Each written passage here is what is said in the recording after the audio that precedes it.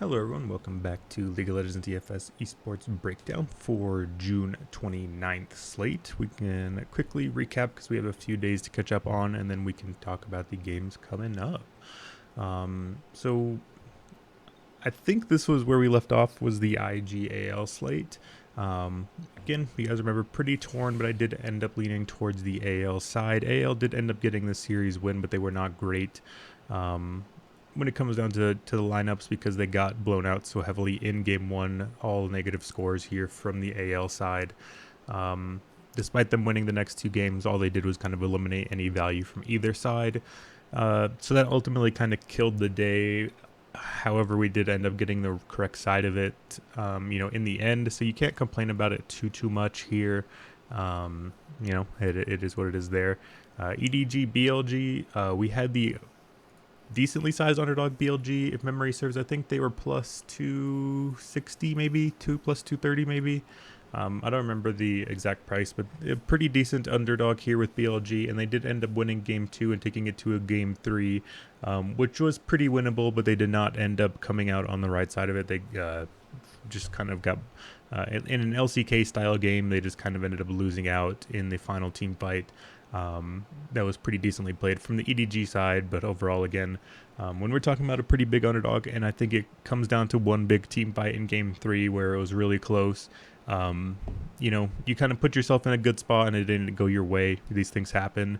You could argue we've been having a little bit of bad luck in the end, but it kind of is what it is here. Again, we're close, didn't go our way. It happens. We can move on as well. And then for the past couple days, the days off we had OMG, LGD. I did end up tweeting out maybe a little bit of picks here. But I liked OMG to get the 2-0, and I liked JDG to get the 2-0 as well. They got both of those came through. It was just two favorites, nothing too crazy here. I thought OMG was a good bit of a favorite, but they ended up not being that big of a favorite in the price margins. I think they're only minus 170 if memory serves. But pretty good spot. I think OMG definitely asserted their dominance here. I think they're kind of turning into the team I had hoped that they would be, very much through Shanji. He's an incredibly talented top laner, I think. Abel's coming into his own. You could argue that the weaknesses here on OMG are actually Aki and Cream. Aki's hopes are not too high in my opinion, but we've seen a lot from Cream at such a young age. I'm willing to slightly give him a pass on it right now, but we're going to have to start seeing some level of improvement soon. But he's doing his job right now to be able to help OMG win these games. And then JDG got the 2-0. They were huge favorites here. They came back and won game 2, probably pretty undeservedly so, but game 1 was pretty good. So we did well on this slate. However, on this one, we did not do the best. V5 ended up coming through and getting the 2-0 again as a pretty big favorite.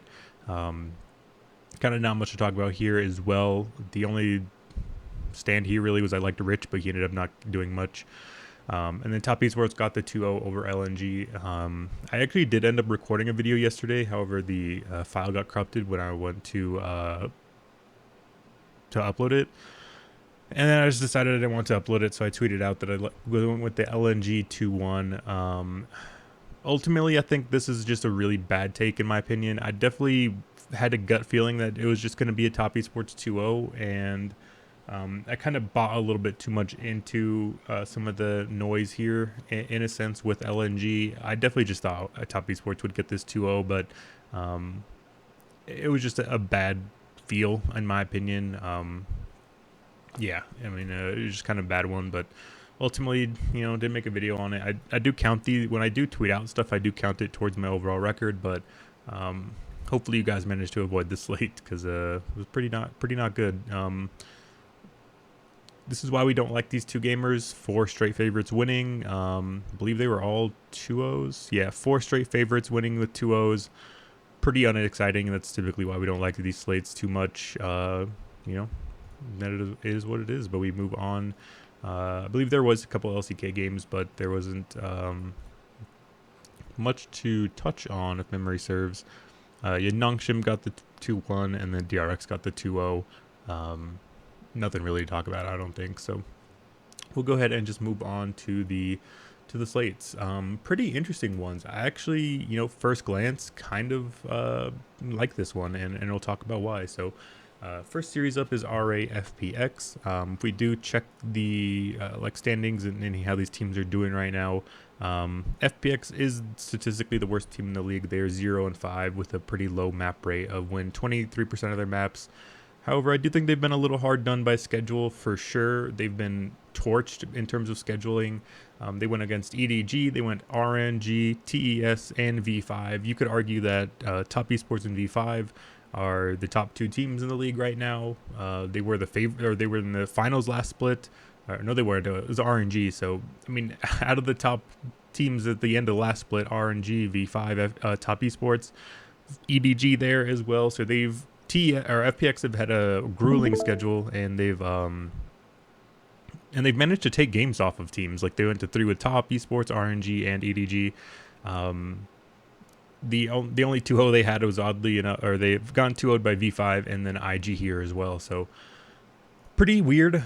I actually do kind of like the direction this team is going, and that's very contrary to the team on the other side, RA. You guys don't know much here. You guys are sorry, that was worded very poorly.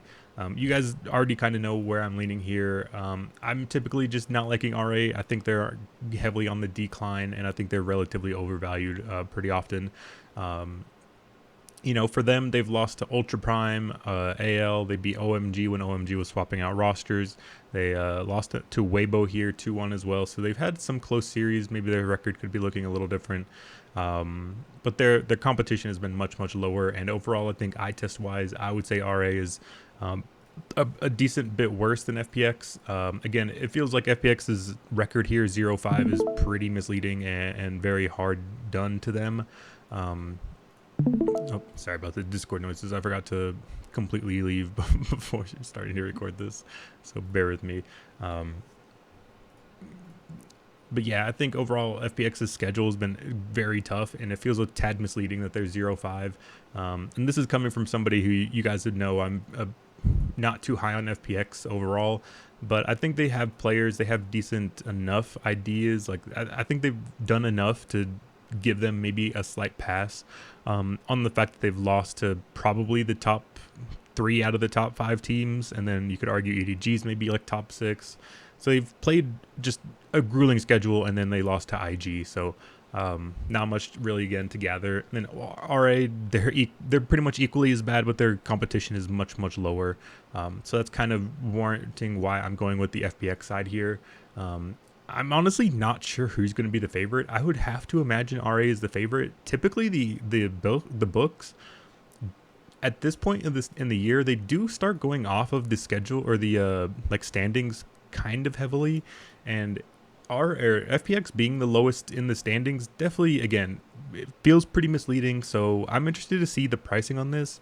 If I had to guess, I would say RA is going to be a slight favorite, maybe minus 170 or so. I've yet to look at the odds because that is something I like to do. I like to kind of guess odds before looking at them.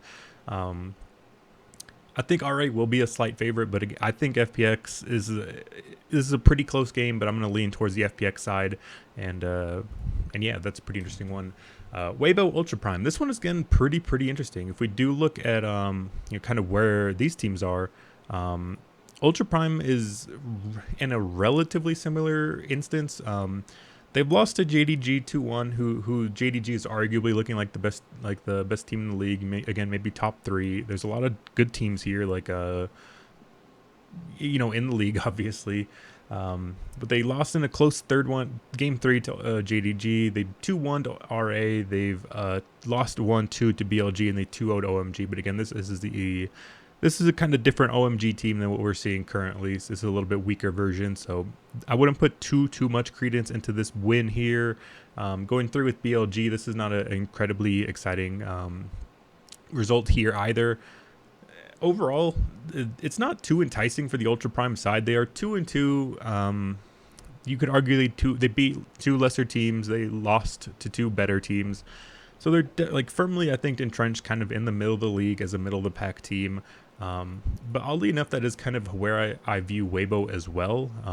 If we look on the Weibo side, they've just been dropping way too many games and in a way too bad of a fashion, in my opinion. So to kick off the year, they 2-1'd IG, then they got swept by EDG. They 2-1'd WE in a not great fashion either, and we know WE is looking like probably the worst team in the league at the moment. Somehow took one off of RNG, but again, this is one where it was pretty close. They 2-1 to RA. Like, they've just been all over the place. They've been dropping way too many games. They're 7-7 overall, and I think that's a pretty similar story for the Ultra Prime side. So overall, I think these teams are really, really close in terms of skill, actually. However, I expect Weibo to be a relatively decent-sized favorite, and for that reason, I'm going to go with the Ultra Prime underdog pick here. Off the top of my head, I'm going to expect Weibo to be like a minus 230 or something, which feels a little weird, but we'll see what the odds are actually priced at. Yeah, we'll look here. League. Yeah, so we actually got these pretty close. It was Weibo 260 and RA minus 130. So I had RA slight favorite and Weibo pretty decently sized favorite. But again, Weibo's been up and down. I've been relatively impressed with Ultra Prime, but again, they've lost to two high-end teams. They beat their lower-end teams. Again, they're pretty entrenched, I think, in that middle tier. I think they're in the standings almost exactly where I would have them, and I would say pretty similarly to Weibo. And when we talk about this is something that obviously I bring up a lot, but when we look at the grand scheme of things in the whole league, I think these teams are both kind of where they deserve to be. And if you're saying the 7th best team is minus 260 better than the 9th best team, then you're probably a little crazy. Again, Weibo have looked really good. It's just wildly inconsistent. Their ups and downs are just way too dramatic. And I think Ultra Prime is a consistent enough level to where they could punish Weibo's bad play multiple times in a game, or multiple times in a series, multiple times in a game, and win the series. And for that reason, again, I do like going to that side. They do have pretty consistent players here outside of Hacker, who is kind of known as the wildly inconsistent player. So the variance level in this series is as really high, and at that side, one of them is going to be a plus 190 underdog. I'm going to lean towards that side for sure. So it is going to be double underdogs here in the LPL, although the FPX side is kind of even money. They're not too crazy there. Yeah, I think this is a pretty good spot for both of these teams as the underdogs. Oddly enough, the one I feel a little bit more confident in is the Ultra Prime one, but that's kind of, again, more of like a leverage underdog thing here. I would imagine FPX RA is going to be a relatively popular game, but we'll look at the stats and see for that coming up. And the LCK, again, I don't think there's a lot to talk about here. The LCK is so lopsided and kind of arguably predictable. I don't think there's a lot to touch on here. DRX are going against Live Sandbox. We kind of have seen this one before. DRX is beaten everybody else pretty handedly below them, and I think LSB is also kind of a good bit below them as well. Although we did like LSB to pick up the underdog win against KT. Again, I think KT is obviously just much worse than DRX. There's not a lot to talk about here. And then T1 versus KDF. You know, you guys know my stance on T1. I don't think they're that great either, but KDF has shown very, very little in terms of ability to do anything. So pretty unexciting there as well. I'll probably just have DRX and T1 2-0. Not too enticing for me. But as we bring up the stats here to look at kind of expected scoring, it's pretty close between the three games. LSB DRX is considered the slowest, expected kills in the match. LSB DRX is at a 21.89. The other three are all hovering around 25. So there's definitely a lot of ways to go about with this one, and we'll look at that. We'll look at the players, and we'll look at some other stats here in a second. But right off the rip, it's just all of them except for LSB DRX. Average game time, again, good 3 minutes longer. In the LCK, we're at 34.2 and just about 35. And then over in the LPL, we're at 31 and 31. So a good 3 or 4 minutes longer in the LCK, which is something to keep in mind. again, we're just gonna take our blueprint and continue to apply it. We're looking at the LPL players probably a little bit more often. We're looking at the LCK team slots to get you a little bit unique there. Again, this isn't a unique thing to me. A lot of people do this, but again, I do think it is probably the optimal strategy to attack here for DraftKings purposes. But we'll look and see, now that we kind of have our teams picked out, we can look and see if there's anything that stands out when it comes to wins and losses. So again, I like to prioritize teams that dial out when they lose.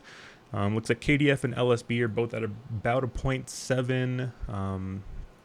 When it comes to wins, T1 and DRX are not that great, so pretty low there. T1's numbers are okay, so that's something to keep in mind. However you look in the LPL, if we look at losses, looks like FPX give up a good amount in losses, Ultra Prime give up a decent amount, RA give up a good amount in losses at a 0.77. Weibo's at a LCK-ish level at a 0.72 in losses, so nothing too crazy there. In wins, Ultra Prime are doing pretty well in wins, and FPX are doing okay in wins, but again, these are kind of averaging out because although the kills per minute are a little bit higher over in the LPL, we have to remember the game time is average on shorter. So although they do more per minute, there's just less minutes, just kind of basic math there. So it actually does kind of look a little bit more neutral in that sense.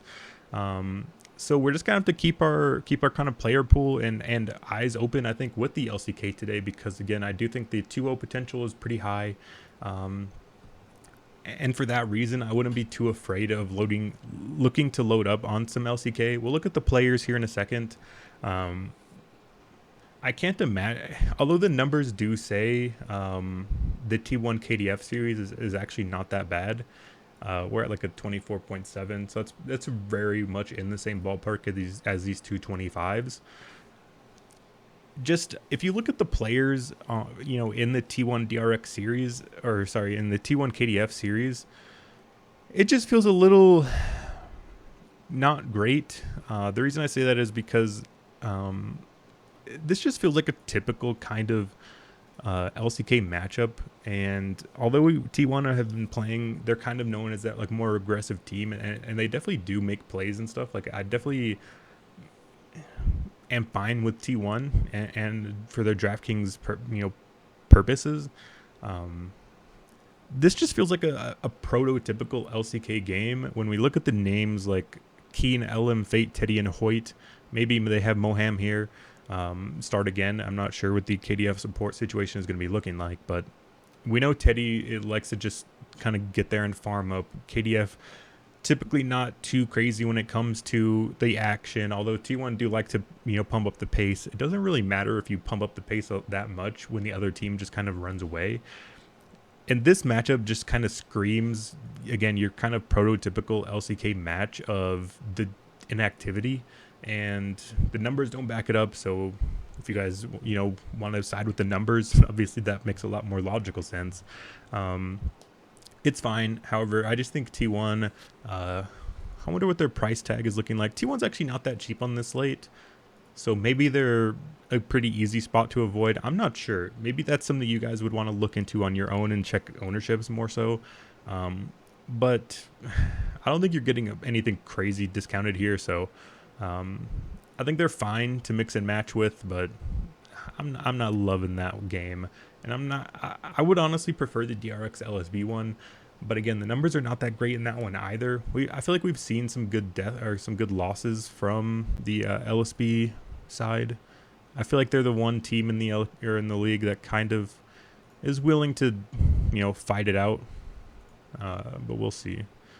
So T1 in their LSB losses, 13 and 16. That's really not much.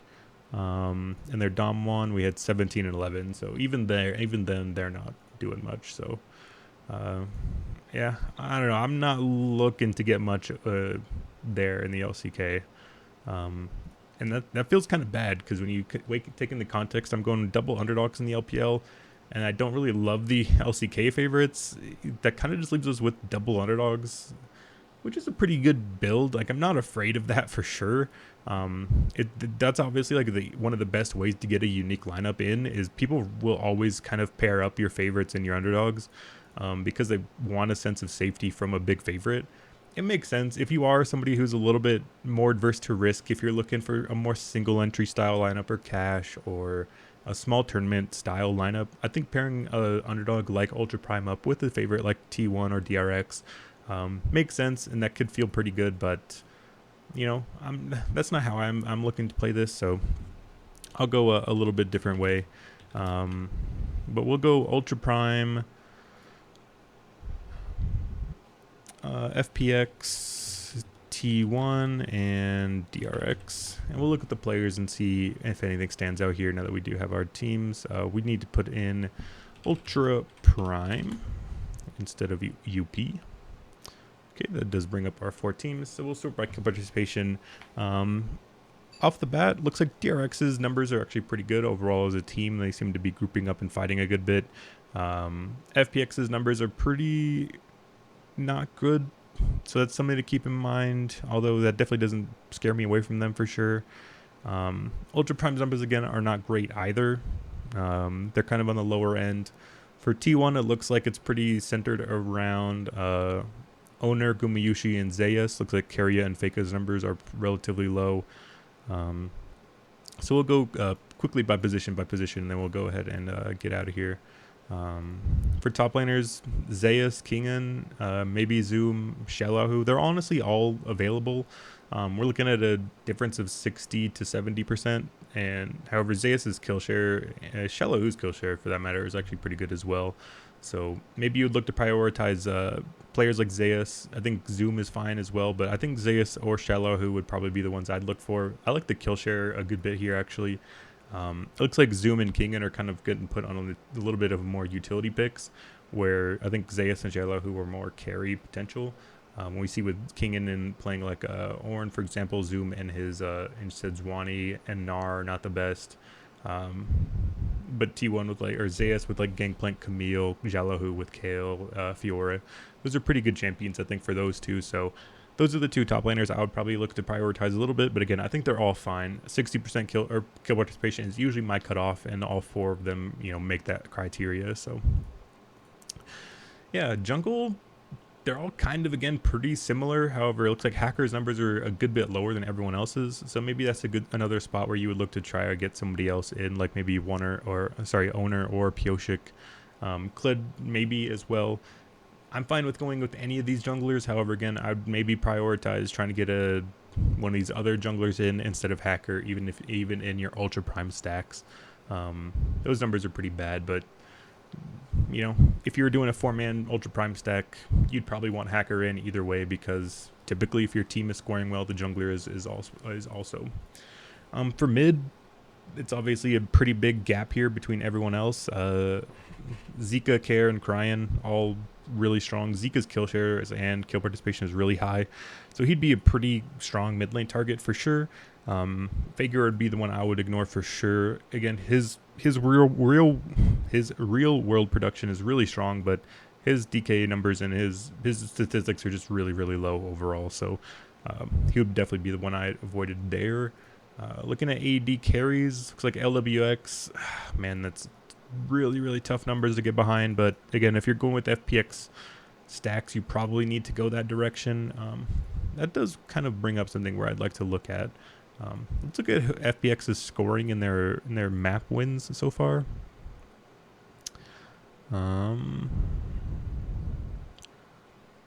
Match history. I wonder if they show winning up yet. So if we look at LWX, whoops. So if we look at the scoreboard, FPX win 20, LWX at 9. Man, that's pretty abysmal for the AD carry. That is not great numbers for the FPX side in that win. Let's see, down here they didn't win a 1. They won against RNG here. 409 and a 17. That's a little bit better, but you're still not looking great there for LWX. Let's see, in this other one there, they won here. Where is it? FPX 4-1-2 and a 13 kill one. Man, so LWX really has not done much in these wins. I probably wouldn't leave him out if you did want to go towards something like a FPX stack, but those numbers were really bad. It's really hard to try to justify those numbers versus pretty much anyone else's. Deft, Gumayusi, and Elk are all really, really strong statistically and in theory. So it's tough, and especially LWX with the Callista as being one of his most played champs. That is pretty bad. Elk is looking like he plays more the traditional big carry champions. So he would maybe be a little bit higher priority for me. But again, I think for AD carries, you're probably playing whoever you're stacking with, even if it does feel bad with like an LWX. Supports, all pretty much the same. It's just kind of whoever you're stacking with. But again, I'll always mention that I like to prioritize my supports who are more likely to get those big sweeps and the sweep bonuses. They really bolster those support player points. So maybe the DRX and T1 players would be a little bit higher of a priority, but I'm fine with going with Xiaoxi and Hung if I'm going with those stacks as well. So yeah, that'll be it from me today. Best luck to you guys all tonight, and I'll see you guys again tomorrow. Don't think I'm left out anything, so yeah, I'll just go ahead and get out of here.